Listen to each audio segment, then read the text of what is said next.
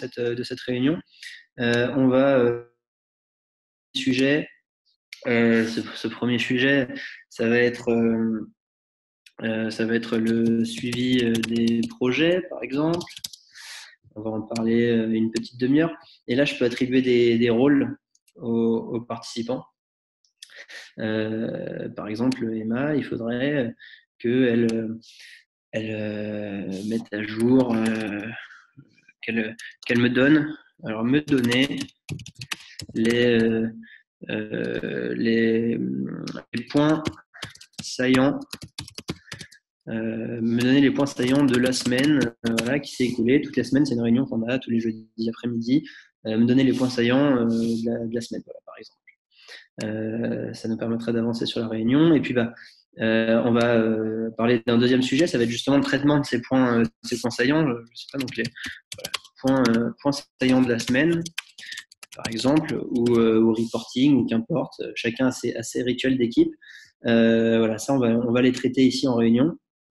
Donc, vous voyez qu'au fur et à mesure que je complète des informations sur Aster, j'ai un ordre du jour qui s'écrit à ma gauche. J'ai un lien qui vient de se mettre ici. Ce lien, en fait, on est habitué à avoir des liens dans des invitations de réunion, dès qu'on fait une réunion Teams, Skype, Zoom, qu'importe. On a des liens, et ben là, on a gardé ce principe de lien, sauf que ce lien, il va ouvrir un document qui va être votre document de suivi de la réunion, votre futur compte rendu, en fait.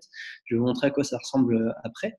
Mais c'est le document qui va agréger au fil de l'eau toutes les informations qui vous seront utiles le jour J, le jour de la réunion. Vous n'aurez qu'à cliquer sur ce lien et l'ensemble des informations s'y trouveront. Pourquoi elles s'y trouveront? Parce que, par exemple, ici, je vais mettre un rappel, voilà, les rôles que j'ai donnés aux participants. Je voudrais que 2 jours avant la réunion, Aster aille rappeler à mes participants leur rôle pour cette réunion. Alors, elle va leur rappeler soit par email, soit dans Microsoft Teams via un chatbot. Donc, hello Victor, hello Emma, pour la réunion de jeudi prochain organisée par Vincent. Merci de me donner les points saillants de votre semaine, par exemple. Voilà. Donc, c'est un exemple de rappel. Et donc, en fait, en répondant à Aster, on va compléter ici ce document. Alors, ce document, je vous montre un exemple de ce que c'est. Voilà. Ici, quand j'ouvre ce document, j'ai un template de compte rendu. Donc là, il est vierge. Hein. Je viens de créer cette réunion. J'ai l'effet marquant de la semaine, les suites de projet, l'ordre du jour que j'ai mis. Et en fait, je peux, peut-être que la réunion elle a lieu dans 3 jours, mais là, je pense à quelque chose. Je me dis, tiens, ça, il faut que j'en parle la semaine prochaine. Je vais ajouter un sujet à discuter et j'aimerais alors, évoquer le projet Alpha et les retombées presse. Voilà, parce que j'ai des choses à dire là-dessus. Je peux même mettre un peu de description d'ailleurs, plus 12% de leads sur la semaine. Voilà, comme ça, j'aurais pas besoin de m'en rappeler le jour J en fait. Je les mets ici. Et en fait, chacun des participants, au fil de l'eau, va remplir ce document, soit parce que Aster le lui rappelle, soit parce qu'il va se rappeler lui-même de quelque chose et il va aller donc dans son agenda ici, cliquer sur le lien et rajouter les informations. Il peut aussi, hop, je vais vous montrer, vous pouvez aussi très bien contribuer à Aster de manière complètement indirecte à votre prochaine réunion. Par exemple, je vous donne un exemple, je reçois ici un mail. Voilà. Je reçois un mail, alors ça arrive, voilà. Ce mail de Thomas, donc il me dit quelque chose et je me dis, tiens, ça, il faut que j'y pense pour ma réunion de jeudi prochain, mon comité marketing. Et ben c'est pareil, en fait, ma petite Aster, elle se cache ici. Et donc là, je vais contribuer à ma future réunion, peut-être en copiant-collant ce truc-là, par exemple. Et puis je vais rajouter, en parler avec force et conviction, voilà. Ça, j'ai envie d'en parler lors de ma réunion de jeudi prochain. Donc je vais dire, ça c'est pour la réunion comité marketing hebdomadaire.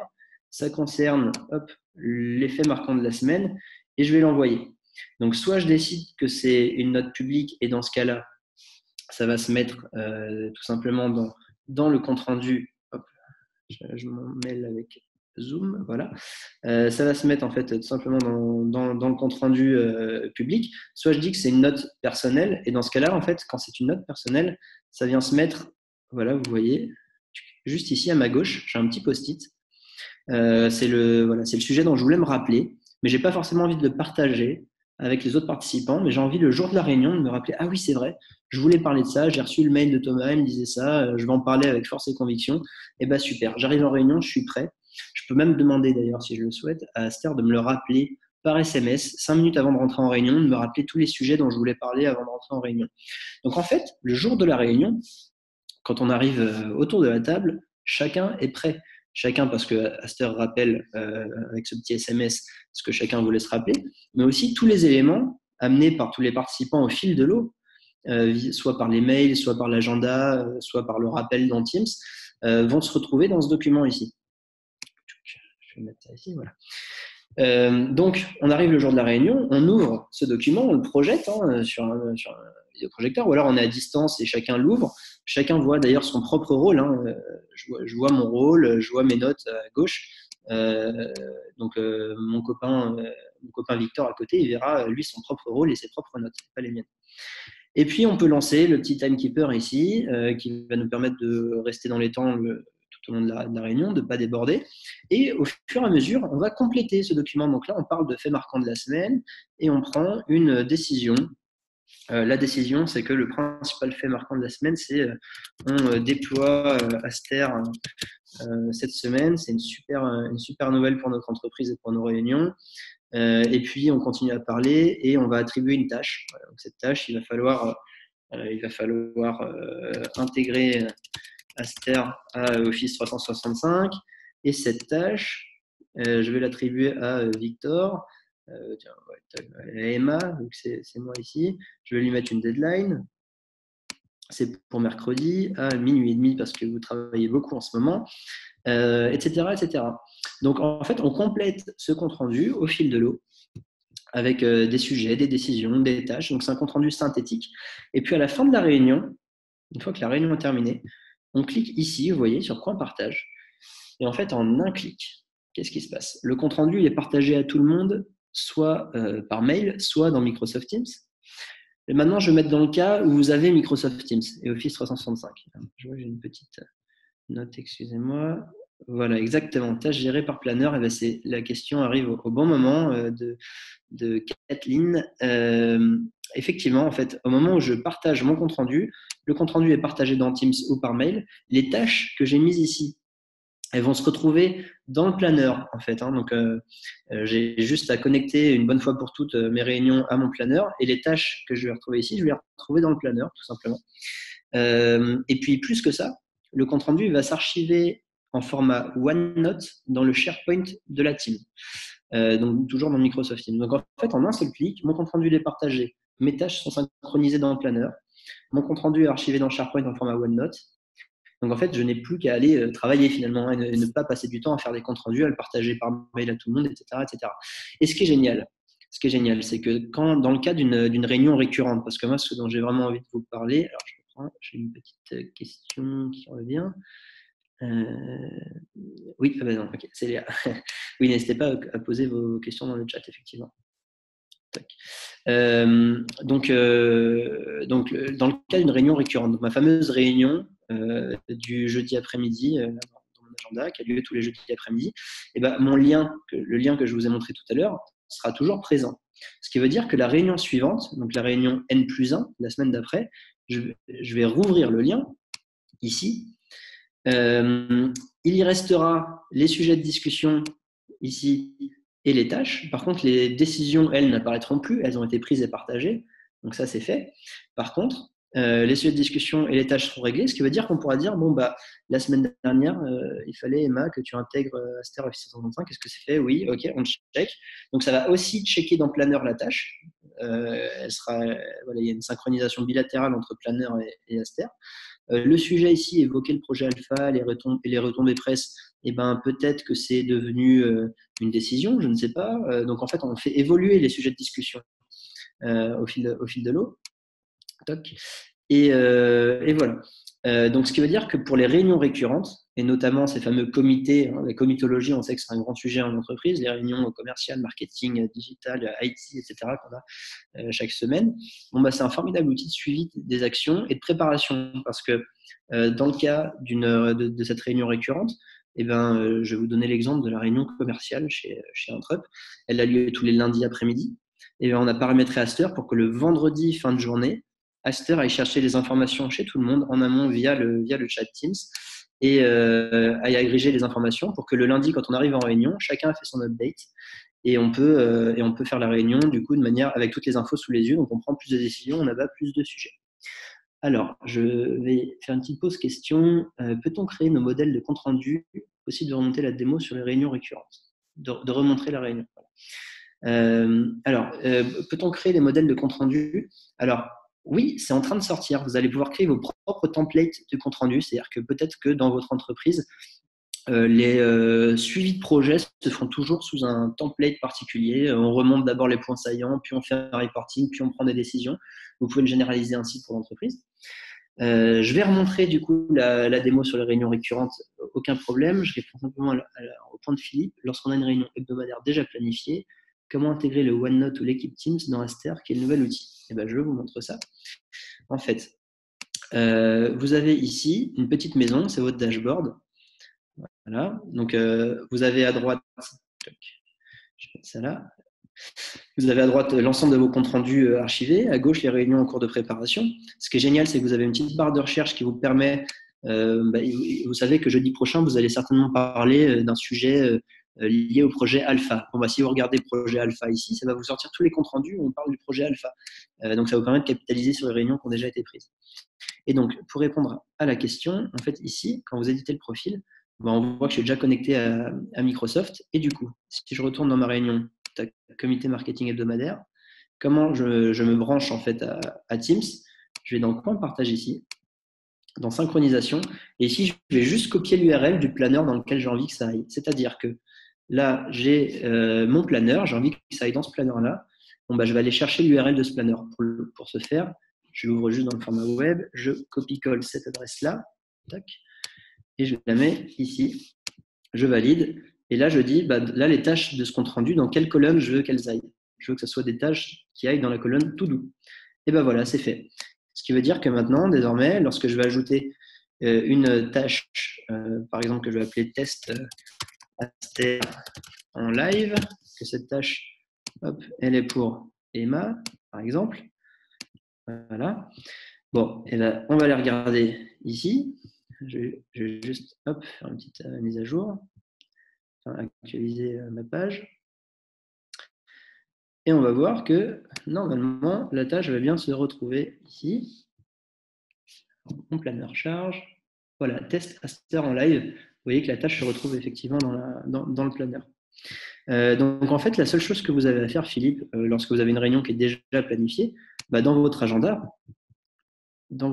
tac, vous avez juste à, voilà, la réunion ici a été déjà programmée, mais vous avez juste à ouvrir Aster, là, et à partir de ce moment-là, votre réunion Aster est créée. Vous allez créer ces sujets et puis vous allez pouvoir, en cliquant sur le lien qu'il y a dans l'invitation, la connecter au planeur qu'il faut. Hop. Alors, est-ce que dans le pipeline, il est prévu d'intégrer directement Aster dans... Oui, tout à fait, ça va arriver très très vite. On va avoir en fait le compte rendu que vous voyez ici. Hop là, voilà. Ce document-là, ce sera un tabs en fait. Merci Philippe. Ce sera un tabs directement dans Teams, donc il n'y aura même plus besoin d'aller ouvrir un autre onglet effectivement. D'ores et déjà, même en attendant ce tabs, vous pouvez tout simplement ritualiser le fait que ce document, vous ouvrez en fait une tabs web, vous mettez l'URL de votre compte rendu Aster et du coup chaque semaine ce compte rendu reste là en permanence. Je voudrais vous montrer une dernière fonctionnalité. Parce qu'il y a beaucoup de réunions. Là, on parlait beaucoup des réunions récurrentes. C'est vrai que c'est un beau. On a un sacré nombre de réunions récurrentes déjà chaque semaine. Mais il y a beaucoup de réunions, notamment dans le mode projet, qui se suivent, mais qui ne sont pas récurrentes au sens elles n'ont pas une fréquence régulière. Par exemple, vous faites une réunion à 13h aujourd'hui, et la réunion d'après, elle sera peut-être dans 3 jours, peut-être dans 7 jours, enfin, qu'importe. Et dans ce cas-là, Au moment où vous allez créer votre prochaine réunion, hop, vous n'avez pas besoin d'écrire un nom, des invités, quoi que ce soit. Vous allez juste directement ouvrir Aster ici. Et je vais dire, là, la réunion que je suis en train de créer, c'est la suite de mon comité marketing hebdomadaire. Et en un clic, vous voyez, ça m'a repris les invités, l'ordre du jour, le dernier compte rendu, ce qu'on s'était dit, cette réunion, elle a peut-être eu lieu il y a 3 mois, mais on va repartir du compte rendu d'avant. Et là, j'envoie l'invitation. En fait, en un clic, j'ai préparé ma réunion. Alors, très intéressant, quel est le pricing? C'est un coût par utilisateur par mois. Qui est dégressif en fonction du volume, qui démarre à 7 € par utilisateur par mois. Et voilà, pour vous donner quelques exemples, à partir de 500 personnes, on est à 5,20 €, à partir de 1000, on est à 3,80 €. Je ne sais pas quel volume dans votre entreprise, mais ça vous donne un peu des ordres de grandeur. Aujourd'hui, Aster, c'est un outil qui est déployé de manière assez large chez Engie, par exemple, chez Michelin, Banque Populaire, Société Générale, donc des grands groupes, et aussi sur des PME. Et lorsque c'est intégré en Teams, il sera toujours payant. Oui, tout à fait. En fait, vous pourrez l'acheter directement sur le store Teams ou alors passer par nous directement. À savoir en fait que nous, en dehors de l'outil, on a toute une démarche d'accompagnement au changement qui vise à optimiser les réunions, en commençant par les réunions récurrentes. Au sein de l'entreprise. On aime bien commencer en général par une direction ou une BU et ensuite infuser ça comme un sachet de thé, on va dire, dans l'organisation. Les résultats de tout ça, ils sont assez visibles et on les mesure, surtout pour vous, parce que vous nous faites confiance, vous utilisez Aster, vous investissez. On a à cœur de vous montrer le retour sur investissement sur l'outil. Donc, en fait, on va mesurer pour vous la diminution des durées de réunion, du temps passé en réunion.